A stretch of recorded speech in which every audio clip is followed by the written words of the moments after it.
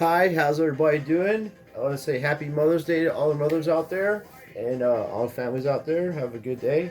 We're here today with 2 packs of Heritage 2021 baseball, and I normally wear gloves, but I had to order some more. So be careful because there are, look on the back here, there's the odds of you actually getting what there is to get on there. And some of the cards, like for instance, there's a few cards in here that are like one in every 1,063, the Venezuela 1972 Venezuela stamp, and then the buybacks are one in every 26,690 cards, packs. I'm sorry.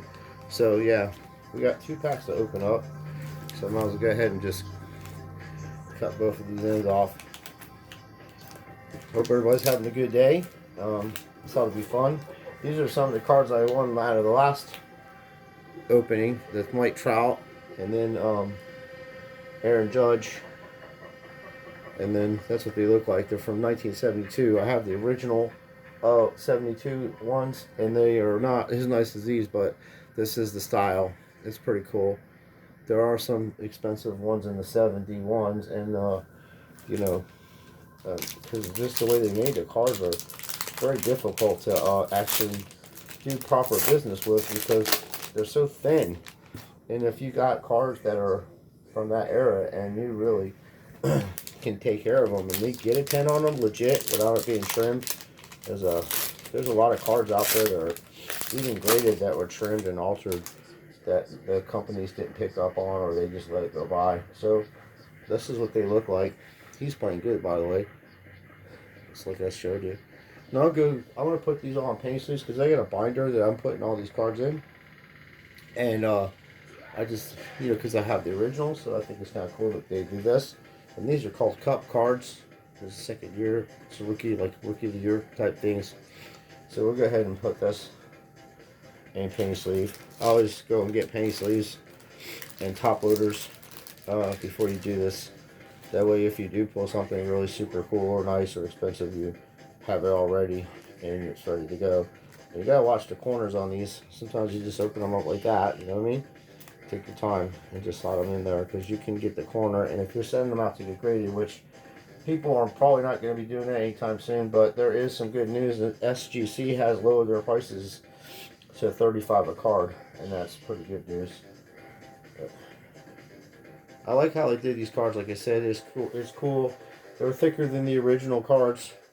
The original cards are way thinner. You know what I mean? You can tell. Well, I'll show you. I'll show you the set of the original. I don't have the full set, but I have a lot of them. We got our boy Maikel Franco. He's in a Royals uniform now. Oh, nice, man. 1972 flashbacks. Roberto Flag tops the billboard at 100. It's pretty cool. See, those are flashback cards. You get one in every, like, 7 packs or something like that, so that's a good sign. Those are the right ones. And then these are the Rays. All AL postseason. Up on the side. Anthony Rizzo. And then we have inaction. This is a rookie card too. Wow, nice. Alec Bohm. He's good too. This kid, he's a good ball player. So since he got a good rookie one, put that in a case sleeve also. It was on a top loader also. As I say, even with these corners on these cards, they're kind of bowed. Like not bowed. I wouldn't say like extremely bowed, but since they're in the pack, you gotta watch putting them in the top loaders. Or penny sleeves and top loaders at that point too. Yeah, actually. So we're gonna go through these cards later. I don't know what the stamps are and all that stuff. It's just, I guess it would be on the front of the card or something like that. I'm not familiar with this product with that level. I just bought some. I thought it'd be cool for a channel to open up. That way, if anybody can actually get this stuff. And I guess Target is going to be pulling their cards in June. There won't be no more cards at Target because somebody tried to rob a fella the other day and steal his cards from him. But little do you know, the guy he had a firearm on him, and he stopped that robbery. And thank God no one got injured. You know, it could have turned out bad. So these are good rookie cards. It's similar to the other ones. I'll put that in the paint sleeve also. So Walmart, there's Walmart's are already starting to do that. And I told everybody this was going to happen. You know, it's greed. Just greed is all it is. No one's collecting these things to put sets together. They're listening to these jerk-offs on these channels with these guys that they're stockbrokers. They're literally stockbrokers. And they're telling you what cards to invest in. Okay? I've been doing this since 1978. And I'm going to tell you the truth. No one knows what the hell is going to happen with these players. You know, you got guys like Derek Jeter that won 5 World Series. No one thought that this... I mean, they knew he was going to be good, but nobody knew he'd be that good. And then you have... You know, there are so many Mark Prices out there and all these big-time players. People are spending hundreds... Like, I seen this dude... I mean, I know the kid's good in Alabama, but he hasn't even played a down yet for the New England Patriots, okay? Mac Jones, his autographs are going for thousands of dollars, okay? Anybody heard of Ryan Leaf? Anybody heard of Joey Harrington? Anybody heard of David Carr? Any of these fellows ring a bell? And that's just some of the modern day guys. I could go back to even the Raiders with Todd Makovich or whatever the hell his name was, the left-hander. He was a total bust. And they paid that dude so much money. And people went out and bought so much of their stuff. His stuff. And you know what it's worth? Nothing. How about Michael Vick? I have an actual autograph of an 8x10 of him. I got literally for $5 at a card show. I mean at a card shop. And if he wasn't, you know, did what happened with him, that thing would be worth $400, $500 probably. Probably have some World Series. He'd probably have a Super Bowl ring somewhere. So, you know, go after people that are established. You want to make a good investment in baseball, go after somebody like Derek Jeter. He's not ever going to do nothing crazy, and he's already in the Hall of Fame, and all his stuff is just going to keep going up in value. Go after Ken Griffey Jr., stuff like that. Even further back, Jackie Robinson. You know, there's so many. Hank Aaron, you know, Barry Bonds. I think Barry Bonds is getting a raw deal. Honestly. He's one of the greatest offensive players in modern day history. I don't care what anybody says. I think he's been walked over 2,000 times. Pretty sure it's some ridiculous number. The fact checkers can come out there and check it out, but it's outlandish amount of times he was walked. He set records, man. And he just happened to actually play at a place where it's only like 350 feet. For him to smack a ball out of there being a left-handed hitter. This kid's a good ball player, too. I got a nice auto of him. But that's look at the back of it. There you go. In action. So the in-action cards will make a puzzle, which is very cool. And then we have our boy here, Rue.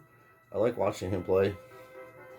And then we have Kyle Lewis. Man, this dude's like a magnet, Mr. Lewis, to me. So, looks like Mike Trout in that piece. So that's cool. It's probably SP, this one. Anytime you get Trouts or any kind of superstars, even Tom Brady's, they're SPs. They make less of them than they do the other ones. And that's why these people go after those cards, especially refractors and numbered cards. And if people are sleeping on Tom Brady, right now you got Michael Jordan era going on because everybody did the same thing when Jordan was still playing. His value of his cards were down. Everything is down, and we're going to be going through a huge reset button here pretty soon. So money's going to get tight, and if you can put some money aside to scoop up antique cards, you're going to be doing really well in the future.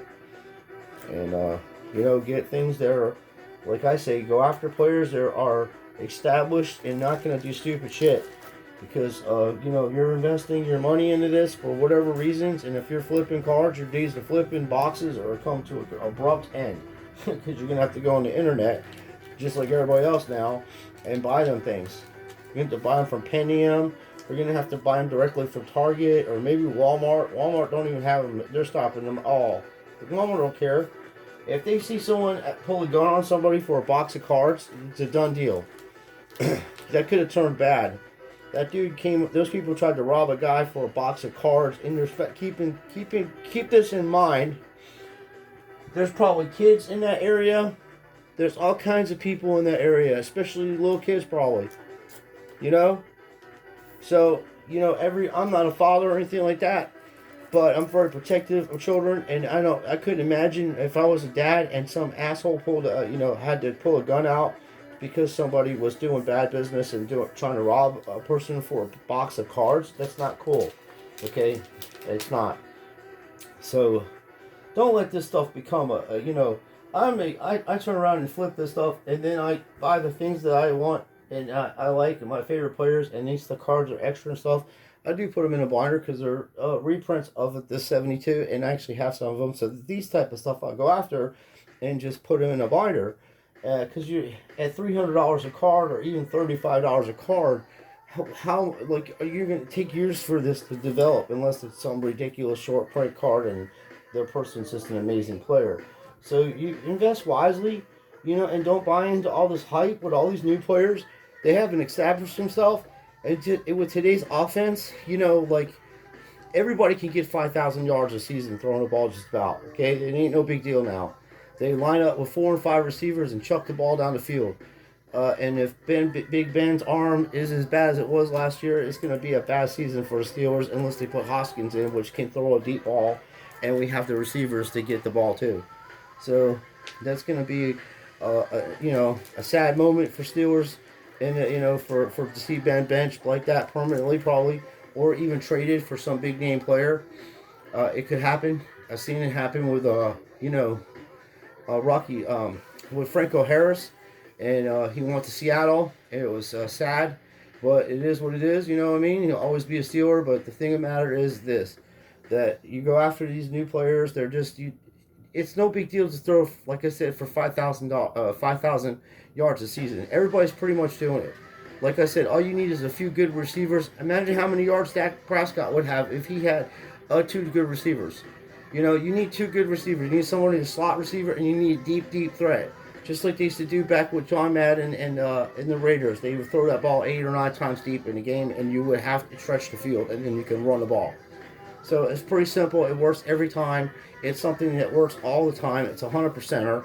You have to defend the pass, and when you have to defend the pass at that level, you also are taking a player that could stop the run, unless you have somebody like Troy Polamalu on your team that can play any position pretty much, and they come along once every 20, 30 years or whatever in a lifetime.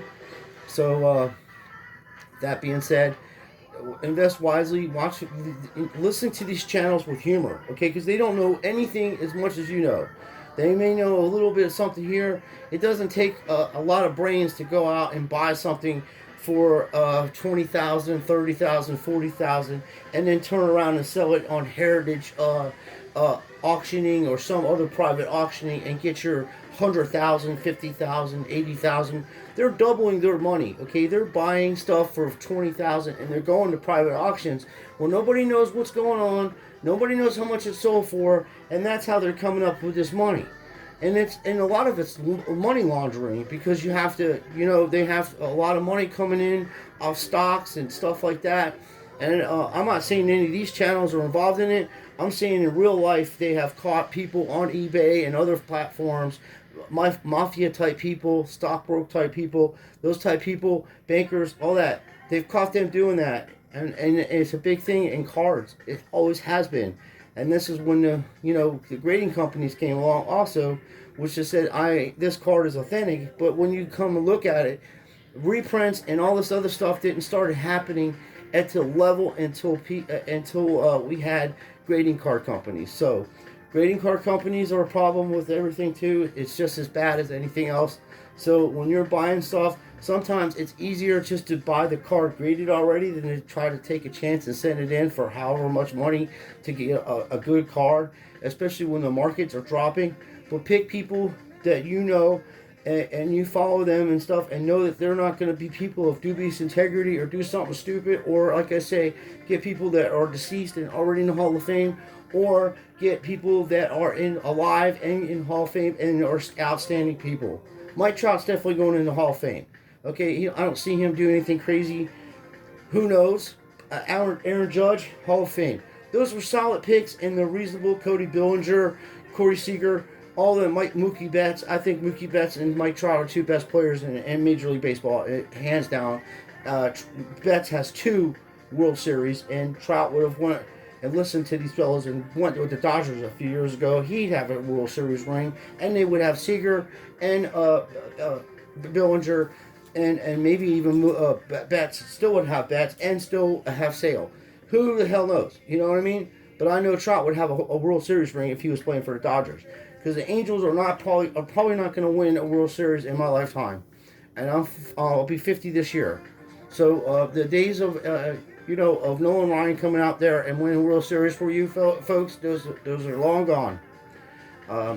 Just don't know how to put a team together to win a championship. So it's been that way for a long time. So anyway, love the Angels, by the way. Just telling you, that dude would be a good investment. Like I say, Judge, and Bo Bichette seems pretty solid. You know, his family, his dad played Dante, but Bichette, he played for the Cubbies and Toronto, I believe. I know he played for Toronto also, but I believe also he played for the Cubbies. Could be wrong on that. Let me know. Anyway, thank you for watching. Let me know what you think about these flashback cards to the 72s. Kind of cool. We didn't get no autos, but I don't know if we got any SPs or anything like that. Well, I know we got an SP for sure. There was one in here that I was picking out. I was showing you that it would be an SP, but it was a rookie. Anyway, yeah, they're usually the rookies on these special inserts or sort of prints. And these also the cup cards, they don't make a lot of those either. So anyway, thank you for watching. Please like and subscribe and let us know what you think. And if you live in Florida and by Port Orange, we're over at the Florida market. It's the flea market open on Thursday through Sunday, so we'll be out there also. Thank you.